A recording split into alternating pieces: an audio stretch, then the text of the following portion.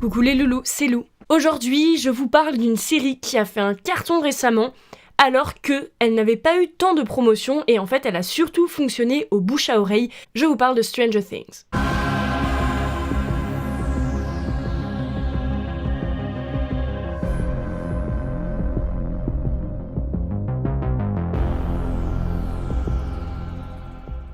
Dans cette série, on se retrouve à suivre un groupe de 4 collégiens qui sont super potes dans une petite ville des États-Unis dans les années 80. Seulement, dans le premier épisode, Will, un des 4 garçons, disparaît et toute la ville part à sa recherche. Mais assez rapidement, les gens baissent les bras parce qu'ils ne le trouvent pas. Mais sa mère s'acharne et le frère de Will aussi s'acharne parce qu'ils veulent absolument le retrouver et au moins comprendre pourquoi il a disparu, comment ça se fait qu'il a disparu. Évidemment, les potes de Will aussi veulent partir à ses recherches, mais ils se sentent assez vite impuissants, et ils commencent à découvrir que probablement que la disparition est liée à quelque chose qui dépasse leur vision du réel. Et au même moment, il y a une petite fille qui fait son apparition qui s'appelle Eleven, donc 11, le nombre, et qui a des sortes de pouvoirs qui en gros peut faire de la télékinésie, elle peut bouger les objets. Et on comprend rapidement que ça lui a valu évidemment que du malheur, parce qu'elle était à cause de ça probablement un rat de laboratoire, et il se trouve que Eleven, elle rencontre les 3 potes de Will. Évidemment, on se doute rapidement qu'elle a un rapport avec la disparition de Will, mais on ne sait pas tout de suite en quoi. Personnellement, quand j'ai commencé cette série, je ne savais pas du tout de quoi ça allait parler, mais j'en ai entendu tellement de bien que j'étais obligée de la regarder, et honnêtement, j'ai pas du tout été déçue. C'est vraiment une super série. Alors je sais qu'il y a des gens qui n'ont pas du tout aimé, et ils ont leur raison, mais moi j'ai vraiment adoré, et je vais vous dire pourquoi. Premièrement, la série, elle joue énormément sur les clichés, et en fait je trouve qu'elle les maîtrise parfaitement. On se retrouve avec un bad boy avec une coupe, comme ça, une intello coincée qui va finir par être pas si coincée que ça, le souffre-douleur qui tombe amoureux de la copine du mec le plus populaire du lycée, et évidemment un policier flemmard. Mais ce qui est génial, c'est que au final ces clichés, ils finissent par être brisés parce que oui, dans la vraie vie, même les gens qui ont l'air clichés, ils peuvent pas l'être complètement. Le policier flemmard, il a des raisons d'être flemmard et il va pas rester tout le temps flemmard parce qu'il y a un moment où il a un peu un cœur quand même et qu'il se doute bien qu'il faut qu'il fasse quelque chose. Le bad boy, il a ses faiblesses, il est pas tout le temps bad boy. L'intello qui se rebelle, bah en même temps, tu m'étonnes, n'importe qui n'a pas non plus envie d'être intello toute sa vie, donc à un moment elle se rebelle un petit peu. Le souffre-douleur, il tombe amoureux, bah oui, mais en même temps, normal, si la fille elle est géniale, il va tomber amoureux d'elle. Bref, tous les clichés commencent à être brisés et l'équilibre entre eux, à quel moment ils sont clichés, à quel moment on se dit ah bah oui, mais pas tant que ça, je trouve qu'il est parfait. Mais du coup, effectivement, il y a des gens qui n'ont pas aimé ces clichés-là, alors que moi, je les ai adorés. Mais je trouve que du coup, ça donne des personnages vraiment attachants parce que, bah, on ressent assez vite que en fait ils sont comme tout le monde et qu'on peut pas leur donner une seule étiquette. Et je trouve que ça soit les potes de Will ou la mère de Will ou le policier, et bah on s'y attache et on a envie de les suivre à fond quoi.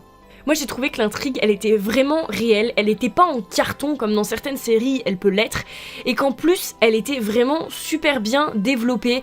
Elle en fait pas trop, je trouve, et elle en fait juste assez pour nous titiller, et c'est pour ça que je la trouve vraiment géniale comme intrigue. Et on a un suspense de fou mais qui est super bien maîtrisé. C'est pas un truc à la mort moelleux où d'un coup à la fin de l'épisode on nous dit « Oh non, mais un autre enfant a disparu, tam tam tam !» Non, ça se passe pas comme ça. C'est vraiment des trucs que j'ai trouvé assez subtils et juste bien. Alors évidemment tout ça, ça reste des avis personnels parce que voilà, je me rends compte que les avis ont été très partagés, mais dans l'ensemble, il y a eu quand même de très très bonnes critiques sur cette série. Je porte énormément d'attention à la façon de filmer. Si vous avez vu mes vidéos à propos des séries ou de films, vous avez compris que c'est quelque chose qui pour moi a beaucoup d'importance, mais je pense que ça a d'importance aussi pour beaucoup de gens. Et je trouve que là, elle est vraiment géniale parce que elle est un peu plus filmique que sérique. Je crois pas que ça se dise.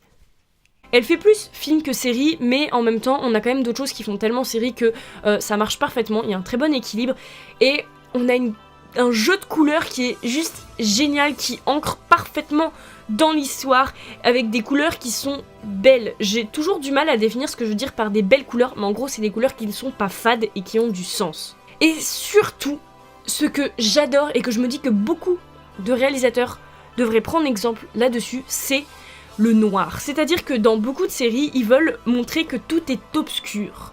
Ils veulent aller de plus en plus vers l'ombre, mais généralement, je trouve que c'est pas assez bien maîtrisé, ce qui fait qu'on se retrouve à plisser les yeux et à voir pas bien.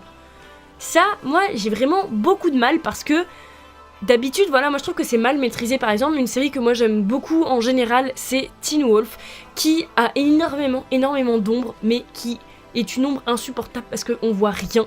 Et honnêtement, un petit peu plus de lumière, ça ferait pas de mal. Là, je trouve que dans Stranger Things, c'est vraiment bien maîtrisé parce que on voit bien, on voit ce qu'il faut voir, mais on sait que l'ambiance, elle est sombre.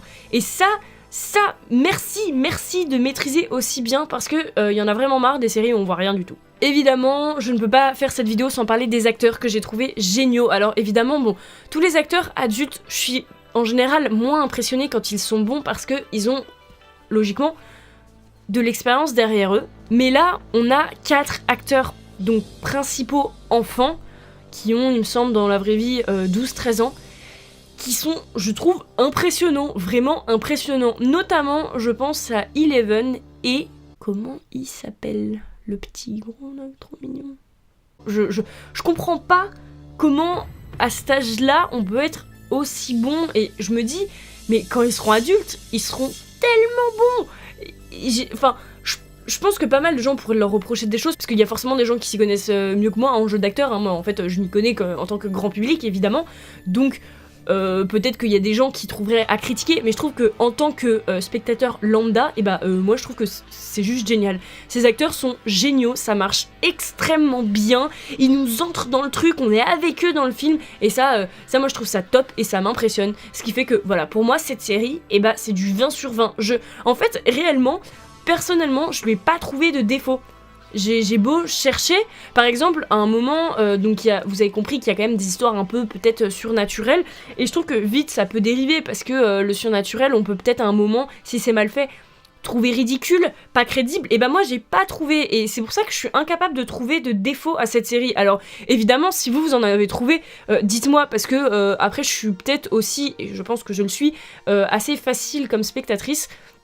Mais moi vraiment j'ai adoré et j'ai pas trouvé de défaut, et c'est pour ça que je la conseille 1000 fois. Si vous êtes encore et toujours résistant de cette série, vraiment je vous la conseille. Après je pense que même quelqu'un qui aime pas spécialement le surnaturel aimera, parce que y a le suspense aussi, c'est à la fois surnaturel, policier, et je sais pas si c'est un genre vraiment, mais la façon dont c'est ancré dans les années 80 et ça joue sur les clichés, pour moi c'est vraiment un atout, et ça en fait une série extraordinaire que voilà, je pense que je peux la conseiller à n'importe qui. En tout cas, je connais pas personnellement de gens à qui ça ne plairait pas. Et évidemment, parlez-en moi dans les commentaires, dites-moi ce que vous en pensez, parce que j'aimerais bien justement savoir les gens qui n'ont pas aimé, pourquoi ils n'ont pas aimé. Et sur ce, je vous laisse là-dessus et je vous retrouve bientôt dans une prochaine vidéo. Bye!